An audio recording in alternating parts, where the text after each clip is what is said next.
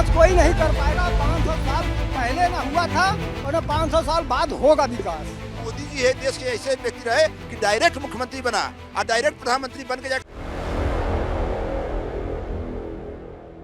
प्रधानमंत्री नरेंद्र मोदी अपनी गाड़ियों के काफिले के साथ ठीक जिलाधिकारी दफ्तर के सामने, और वहां पर उनके अधिकारी अभी उतर रहे हैं। एसपीजी कवर उनका वहां पर पहुंच गया है। प्रधानमंत्री नरेंद्र मोदी लोगों को हाथ हिलाते हुए, और लोग देखिए यहाँ पर भीड़ बढ़ गई है प्रधानमंत्री के नामांकन के लिए। और प्रधानमंत्री के नामांकन से पहले जनता के बीच, वाराणसी में लोगों के बीच प्रधानमंत्री नरेंद्र मोदी उतरे हैं और सीधे जिलाधिकारी दफ्तर के अंदर जाते हुए, ये उनके लिए भी अहम क्षण है और उनके व्यक्तिगत और सियासी जीवन में भी एक अहम पड़ाव है, जब आज वो तीसरी बार नामांकन भरेंगे। एक सांसद के रूप में काशी के साथ फिर से रिश्ता जुड़ रहा है, और हर बार जब वो काशी आते हैं तो अपने इस जुड़ाव के बारे में और अपने इस रिश्ते के बारे में बात करते हैं, भावुक भी हो जाते हैं। और उन्होंने ये भी कहा है कि प्रधानमंत्री ने कि कैसे माँ के निधन के बाद माँ गंगा उनके लिए माँ है, और वही उनका हाथ पकड़कर उन्हें लेकर आगे जा रही है। इसीलिए उनकी जिम्मेदारी है कि वो यहाँ बनारस को आगे लेकर जाएं। वो ये भी कहते हैं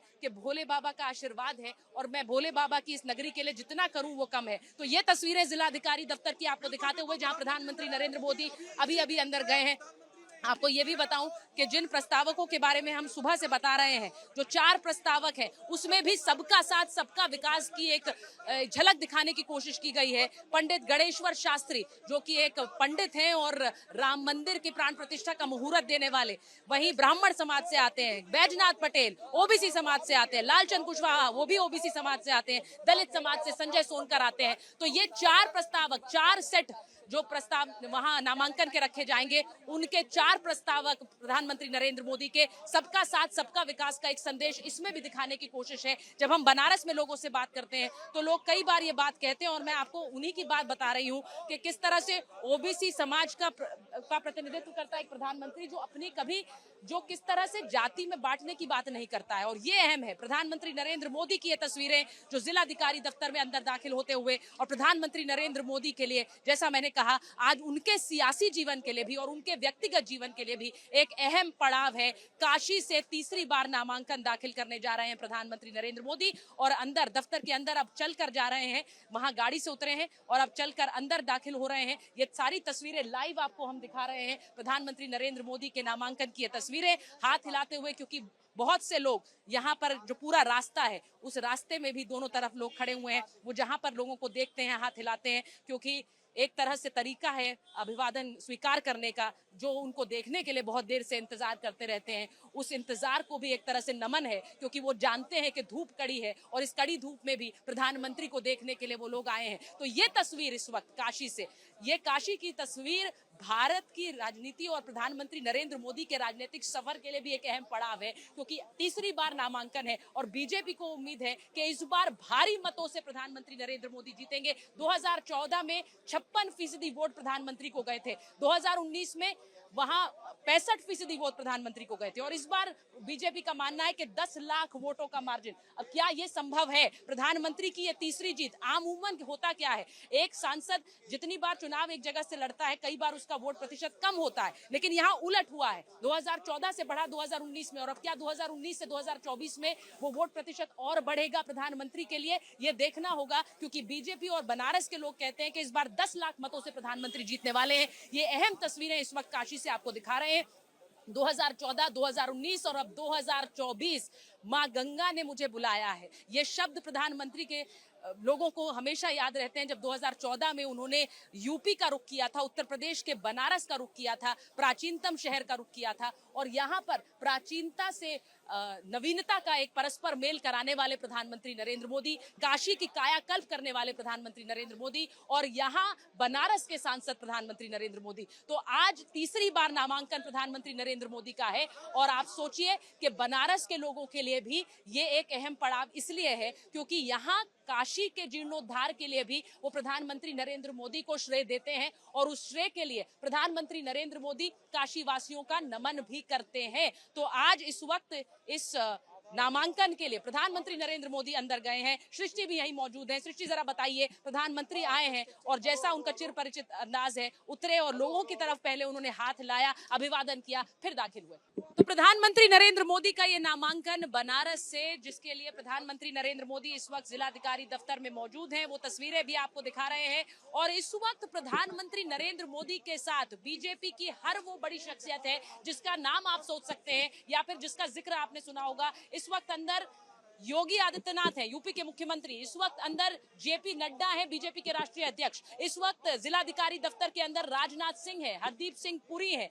इस वक्त चिराग पासवान है, अनुप्रिया पटेल है, क्योंकि न सिर्फ बीजेपी बल्कि ये एनडीए का एक तरह से सबसे भव्य नामांकन है, क्योंकि प्रधानमंत्री नरेंद्र मोदी का ये नामांकन है। हर कोई इस वक्त नामांकन स्थल पर मौजूद है। प्रधानमंत्री नरेंद्र मोदी अपना नामांकन दाखिल कर रहे हैं और प्रधानमंत्री ने 2014 में जब यहाँ नामांकन भरा, उसकी तस्वीर आपको दिखा रहे हैं। 2019 में वो वापस आए बनारस और अब 2024 में एक बार फिर से प्रधानमंत्री नरेंद्र मोदी का नामांकन। और जैसा कि उन्होंने अपनी एक सभा में कहा कि मैं बनारस आया था, आप लोगों ने मुझे बनारसी बना दिया पूरी तरह से। तो ये जो बनारसी प्रधानमंत्री नरेंद्र मोदी है, आज अपने नामांकन के लिए बनारस पहुंचे हैं और लोगों से अगर आप पूछेंगे तो लोग यही कहते हैं कि नरेंद्र मोदी बनारस के और बनारस मोदी का। तो ये जो एक कनेक्ट है, जुड़ाव लोगों के साथ है, वो बड़ा अद्भुत है। आप किसी संसदीय क्षेत्र में जाकर अगर तीसरी बार नामांकन के समय ये सुन रहे हैं नेता के लिए, तो ये बड़ी बात है, क्योंकि यहाँ पर जो एक जुड़ाव लोगों के साथ है, लोगों को लगता है कि नरेंद्र मोदी ने पिछले 10 साल में काशी को बदला है। और वो जो बदलाव है उसकी तस्वीर आपने कल रोड शो में भी देखी होगी, क्योंकि जब लोग पूरे रास्ते प्रधानमंत्री की तरफ फूल बरसा रहे थे, बहुत से लोगों से हमने रोड शो में बात की और उन्होंने प्रधानमंत्री के इस रोड शो को अपने लिए भी बताया। उन्होंने कहा कि ये यहाँ पर जरूरी है कि हम प्रधानमंत्री को देख पाए। हम घर में प्रधानमंत्री के बारे में बात करते हैं, उन्होंने कैसे कायाकल्प किया उसकी बात करते हैं, तो एक बार उन्हें देखना बनता है। आज सुबह मैंने जब बात की थी एक महिला से, वो आपको याद होगा, वो महिला भावुक हो गई, रोने लग गई। तो आप इस कनेक्ट को समझिए, ये एक तरह से जो एक इमोशनल कनेक्ट है लोगों का प्रधानमंत्री नरेंद्र मोदी के साथ, एक भावनात्मक जुड़ाव है, उसको समझने की जरूरत है। प्रधानमंत्री इस वक्त अंदर है और ये जो जिलाधिकारी दफ्तर है उसकी रोड्स थोड़ी पहले से बंद कर दी गई थी, तो बहुत से लोगों को जब बाद में जानकारी मिली तो लोग अब यहाँ पर पहुंचने लग गए। जरा दिखा दीजिए मुकेश जी, जो आप तस्वीर देखेंगे, लोगों का जमावड़ा लगना शुरू हो गया है यहाँ पर। और मैं ऐसा मुझे लगता है कि प्रधानमंत्री जब बाहर आएंगे तो इन लोगों की तरफ जरूर आएंगे, क्योंकि प्रधानमंत्री जानते हैं कि उनके इंतजार में लोग घंटों बैठे रहते हैं, उनके इस रोड शो के लिए लोग बैठे रहते हैं। मैं एक बार जरा कोशिश करूंगी कि मैं प्रधानमंत्री नरेंद्र मोदी, यहाँ पर थोड़ा सा जाना मुश्किल होगा, लेकिन मैं जरा एक बार कोशिश जरूर करूंगी कि कुछ लोगों से बात कर पाऊं। प्रधानमंत्री नरेंद्र मोदी का ये जो रोड शो है, रोड शो के बाद आज नामांकन है, मैं जरा एक बार जरा सीधे जाकर लोगों से कुछ बात करने की कोशिश करती हूँ, अगर मैं उन तक पहुंच पाऊं। जरा एक मिनट। आप लोग आए हैं प्रधानमंत्री के नामांकन के लिए? हाँ, नामांकन के लिए पता चल गया था आपको? जी मैम, पहले से पता था हम लोग आज आने वाले नामांकन के लिए प्रधानमंत्री जी हैं। बनारस के लिए, बनारस के दिल में क्या है? मोदी जी। कोई और नाम? मोदी। कोई और? कोई नाम? मोदी या योगी? योगी जी भी हैं अंदर अभी। जी, हम लोग बड़े एक्साइटेड हैं कि आज हमारे देश के प्रधानमंत्री नरेंद्र मोदी जी हमारे यहाँ आए हुए हैं और काशी से नामांकन कर रहे हैं। और इस बार भारी बहुमत से दो बार, जितनी बार उन्होंने वोट पाया 400 पार होगा और इस बार पूर्ण बहुमत से सरकार बनने वाली है। अच्छा, पूर्ण बहुमत से बनने वाली है। अच्छा, तीसरी बार वो सांसद के लिए नामांकन कर रहे हैं। आमतौर पर देखते हैं कि जब कोई सांसद 2, 3, 4 बार आता है तो उसकी पॉपुलैरिटी कम हो जाती है। नहीं, इस बार उनकी पॉपुलैरिटी और बढ़ती जा रही है और इस बार उससे भी ज्यादा वोट पाके और यहाँ से उनकी वोटिंग की संख्या बढ़ने वाली है काशी से। मोदी जी हैं और इनकी पॉपुलैरिटी कभी कम नहीं होगी जब तक ये रहेंगे, और जो राम को लाए हैं हम उनको लाएंगे, ये तो सबका संकल्प है। पॉपुलैरिटी तो पूरे विश्व में है। पूरे विश्व में है, हिंदुस्तान के बाहर भी इनकी। काशी में ऐसा क्या किए हैं? काशी में जी बहुत बदलाव आ गया। रोड है, बिजली मिलने लगी, नहीं बिजली यहाँ नहीं मिलती थी, और सड़क सफाई होने लगा, सफाई पे भी बहुत बड़ा ध्यान दिया गया। इसलिए जो काशी में बहुत बदलाव आया। घाटों में बदलाव है। काशी की जनता के दिल में रहते हैं मोदी जी, यही सबसे बड़ा बदलाव है।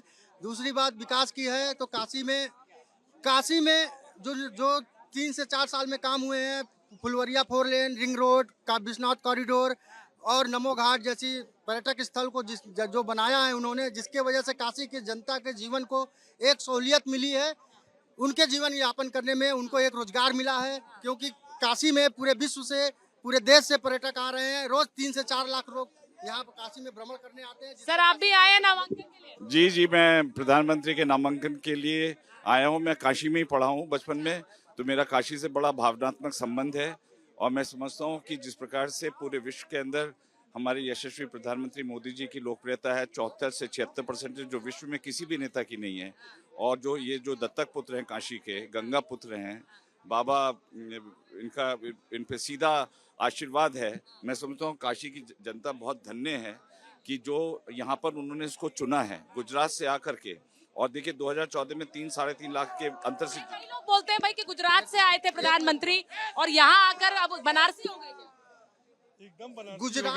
एकदम बनारसी हो गए। और ये तो कहने वाली बात है कि गुजरात से हैं, वो हमारे देश से हैं। सबसे महत्वपूर्ण सही बात ये है, सबसे महत्वपूर्ण बात गुजरात ये भी भारत का एक हिस्सा है, और अगर हम यहाँ से गुजरात जाएंगे तो क्या वहाँ से हमको निकाल दिया जाएगा? क्या बात है। सबसे बड़ी बात यह है कि बनारस को उन्होंने समझा है और बनारस की जनता को उन्होंने समझा है। जो बनारस की जनता को, पूरे देश की जनता को जो समझेगा वही की सरकार होगी। अब की बार 400 पार होगी। इधर आ जाइए आगे। बोलो बोलो बोलो। अच्छा, बनारस का एक अंदाज है, मुंह में पान रखे लोग, तो मुंह में पान रखकर आज बोल नहीं पा रहे हैं प्रधानमंत्री के, लेकिन भावुकता चेहरे पे नजर। हाँ भाई, सर आप बताइए। उनको देखने के लिए हम आए हैं जी। ये यहाँ पे मैंने देखा इतनी बार आए हैं बनारस प्रधानमंत्री, लेकिन फिर भी इतनी भीड़ होती है जब भी आते हैं। ये भीड़ एक तरह से राम को जैसे देखते हैं उसी तरह इनको भी देखते हैं। बनारस के विकास के लिए न 500 साल पहले हुआ था और न सब इनके बाद 500 साल बाद में भी होगा विकास। जो विकास इन्होंने कर दिया वो विकास कोई नहीं कर पाएगा। 500 साल पहले ना हुआ था और न 500 साल बाद होगा विकास। कह रहे हैं कि नींव रख दी है, ऐसी नींव रख दी है। जो नींव रखी है प्राइम मिनिस्टर मोदी ने, वो शायद वर्षों में नहीं रखी जाएगी। जो यहाँ पर जो 3 जो रिंग रोड से दिए, इसके बाद जो अब बनाने जा रहे हैं फ्लाईओवर्स का, और इसके बाद जो रोपवे बन रहा है, बनारस का जितना विकास कभी शुरुआत में कभी कमलापति त्रिपाठी जी ने किया, उसके बाद अगर कोई नेता आया तो नरेंद्र मोदी। तो सालों से देखा है बनारस, 10 साल और पहले में क्या फर्क? बनारस एक गलिया बज में आती थी, बनारस गलिया स्मार्ट हो गई। यहाँ पे अंडर केबल का जमीन के अंदर वायर हो गए सब, और आपके फ्लाईओवर बने, रिंग रोड बन गया, विश्वनाथ धाम का विकास हो गया। और यहाँ पे पर्यटक पूरे विश्व में सबसे ज्यादा बनारस में आ रहे हैं इस समय। अब मोदी जी का देन है ये सब। ये सब मोदी जी का देन है। अब मुझे ये बताइए, मोदी जी का तो देन है, लेकिन आप लोग मोदी जी को अपने सांसद के रूप में, प्रधानमंत्री के रूप में हर बार इतना प्रेम देते हैं, आपको लगता है कि वो उस प्रेम को समझ रहे हैं? क्योंकि जब भी वो आते हैं आपकी तरफ हाथ हिलाते हैं, हाथ जोड़ते हैं। अरे बनारस को तो अपने आप सारे सबको प्यार करते हैं, अपने परिवार से ज्यादा प्यार करते हैं बनारस के लोगों को। उतना तो वो 45 टाइम्स आ चुके हैं। कौन सांसद जो है अपनी क्षेत्रों में 45-50 दौरे करता है? वो बनारस के ही हैं, वो गुजरात के नहीं है, वो बनारस के ही हैं। गुजरात के नहीं है, कह रहे बनारस के ही। बनारस के हो गए, बनारसी है वो। बनारसी प्रधानमंत्री, बनारसी बनारसी है। खुश हैं आप मोदी जी के रूप में? खुश है साहब। बम बम है, काशी बम बम है। हर हर महादेव। प्रधानमंत्री के आप मुझे एक बात बताइए, तीसरी बार वो जीत रहे हैं, यहाँ से नामांकन कर रहे हैं, तो तीसरी बार क्या रिकॉर्ड जीत होगी जैसा बीजेपी? रिकॉर्ड जीत होगी और कम 10 लाख वोट पड़ेगा और कम से कम वो 8 लाख मतों से जीतेंगे। 10 लाख जीतेंगे वो, कह रहे हैं। 18 लाख वोटर है बनारस में, 18 लाख वोटर है, इसमें से 70% वोट पड़ेगा। उसका 18 सत्ते 144, 10 लाख वोट पाएंगे मोदी जी। पिछली बार 65% वोट मोदी जी को पड़ा था, इस बार पाएंगे 75 75%। अच्छा, बाकी प्रत्याशी भी तो है ना बनारस में। क्या कर, जमानत जब्त होगी सबकी जमानत जब्त हो जाएगी। वो जमानत जब प्रत्याशी हैं। पहले वो कह रहे मंत्री का चुनाव कर रहे हैं ना, सांसद का चुनाव कर रहे हैं।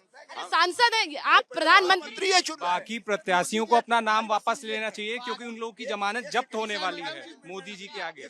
मोदी जी है देश के ऐसे व्यक्ति रहे कि डायरेक्ट मुख्यमंत्री बना और डायरेक्ट प्रधानमंत्री बन के जाकर संसद भवन में जब छू के पैर को उसको नमन करके तब संसद में घुसे। तो प्रधानमंत्री नरेंद्र मोदी अब इस वक्त नामांकन भरते हुए जो तस्वीर आपको दिखा रहे हैं सीधी जिलाधिकारी दफ्तर से, जहां पर उनके नाम की प्रस्तावना, जो 4 प्रस्तावक हैं उनके, क्योंकि 4 सेट ऑफ नॉमिनेशंस फाइल किए जा रहे हैं, वो आपको 4 तस्वीरें आपको दिखा रही हूं। प्रधानमंत्री के 4 प्रस्तावक जो उनके लिए यहाँ पर नामांकन में उनके प्रस्तावक हैं। पंडित गणेश्वर शास्त्री जो अयोध्या में राम मंदिर की प्राण प्रतिष्ठा के शुभ मुहूर्त जिन्होंने निकाला, बैजनाथ पटेल ये संघ के पुराने समर्पित कार्यकर्ता हैं, लालचंद कुशवाहा और इसी के साथ संजय सोनकर, ये 4 प्रस्तावक प्रधानमंत्री नरेंद्र मोदी के। आपको ये भी बताऊं क्योंकि 4th set of nominations file किए जा रहे हैं, तो उन अलग अलग सेट्स के 4 प्रस्तावक हैं जो इस वक्त वहां पर प्रधानमंत्री नरेंद्र मोदी के साथ हैं जहां नामांकन हो रहा है। आपको ये भी बताएं कि प्रधानमंत्री नरेंद्र मोदी के जो प्रस्तावक हैं उनकी भी चर्चा उतनी ही होती है। आपको याद होगा कि छन्नूलाल मिश्र जिन्होंने पहली बार जब वो 2014 से यहाँ पर चुनाव लड़ रहे थे और उन्होंने नामांकन किया था, तो छन्नूलाल मिश्रा उनके प्रस्तावक थे और उनसे उस वक्त से किस तरह से बहुत सी वार्ता हुई, लोगों ने पूछा, उनके जुड़ाव के बारे में पूछा। तो आप ये भी मानकर चलिए कि इन प्रस्तावकों के लिए भी उनमें से एक से सृष्टि ने बात की थी और सोनकर जी ने कहा मुझे पता नहीं था कि मुझे प्रस्तावक के रूप में चुना गया है। और यही एक संस्कृति है बीजेपी की कि कैसे उन्होंने खुद ये कहा कि देखिए मैं एक छोटा सा कार्यकर्ता और मुझे कैसे उन्होंने जोड़ा है इस प्रस्तावना के लिए प्रधानमंत्री की, ये मेरे लिए बहुत ज्यादा बड़ी बात है और बड़ा क्षण है। प्रधानमंत्री नरेंद्र मोदी का नामांकन इस वक्त जो तस्वीरें हम आपको दिखा रहे हैं वाराणसी जिला कलेक्ट्रेट में, प्रधानमंत्री नरेंद्र मोदी की ये लाइव तस्वीरें जहां पर वो अपना नामांकन दाखिल कर रहे हैं। उनके प्रस्तावक उनके ठीक पीछे बैठे हुए हैं। प्रधानमंत्री नरेंद्र मोदी का ये नामांकन इस 2024 के चुनाव का भी एक अहम पड़ाव है, क्योंकि प्रधानमंत्री जब बनारस आते हैं, एक भव्य रोड शो करते हैं, तो सारी नजरें उस भव्य रोड शो पर चली जाती है। और इसीलिए ये न सिर्फ वाराणसी के लिए जहां पर वोटिंग 1 जून को होनी है, बल्कि पूरे पूर्वांचल और यूपी बिहार की सीटों पर प्रभाव डालने वाला रोड शो होता है। हमेशा से कहा गया है कि आखिरी चरण में प्रधानमंत्री के जो रोड शोज हैं वो कैसे फिजा बदल देते हैं, वो चुनावी फिजा बदल देते हैं। लेकिन इस बार जब 400 पार का नारा देकर बीजेपी ने अपने चुनाव प्रचार की शुरुआत की है, तो सोचिए कि 4 चरण के बाद बीजेपी उत्साहित है कि उसके पास नंबर है। लेकिन प्रधानमंत्री नरेंद्र मोदी की एक सीट बनारस एक तरह से पूरे देश को संदेश देने वाली सीट है, क्योंकि यहाँ जिस तरह का बदलाव पिछले 10 साल में हुआ और जनता कहती है कि बदलाव के वो साक्षी रहे हैं, तो ये एक तरह का मॉडल बनके, नरेंद्र मोदी मॉडल बनके उभरा है काशी, जहां पर प्राचीनता से नवीनता का एक परस्पर मेल है।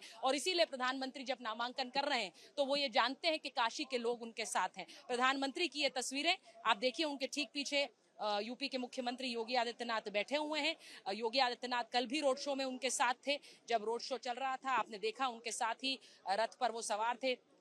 वो इस वक्त भी जिलाधिकारी दफ्तर में ठीक उनके पीछे बैठे हुए हैं। नामांकन की प्रक्रिया इस वक्त चल रही है और प्रधानमंत्री नरेंद्र मोदी इस वक्त अपना नामांकन करते हुए वाराणसी से प्रधानमंत्री नरेंद्र मोदी ने नामांकन किया है। ये इस वक्त की बड़ी खबर है। प्रधानमंत्री ने जो नामांकन किया, और आज सोचिए आज आधा दिन, क्योंकि इसके बाद वो रुद्राक्ष कन्वेंशन सेंटर जाएंगे। रुद्राक्ष कन्वेंशन सेंटर में एक सभा होगी और उसके बाद वो वाराणसी से जाएंगे। तो यहाँ वाराणसी में हर बार जब वो नामांकन करने के लिए आते हैं तो सिर्फ नामांकन की प्रक्रिया नहीं है, उनकी लोगों के साथ एक कनेक्ट करने की प्रक्रिया है। और कोई उन पर ये आरोप भी नहीं लगा सकता है कि प्रधानमंत्री सिर्फ नामांकन के समय या महत्वपूर्ण समय पर ही बनारस आते हैं, क्योंकि जैसा एक व्यक्ति ने खुद यहाँ हमें बोला कि मैम ये तो 45वीं बार प्रधानमंत्री आ रहे हैं। तो आप ये सोचिए कि लोग उंगलियों पर गिन कर रखते हैं कि प्रधानमंत्री बनारस कब आए, कितनी बार आए, हर बार आकर मिलते भी हैं।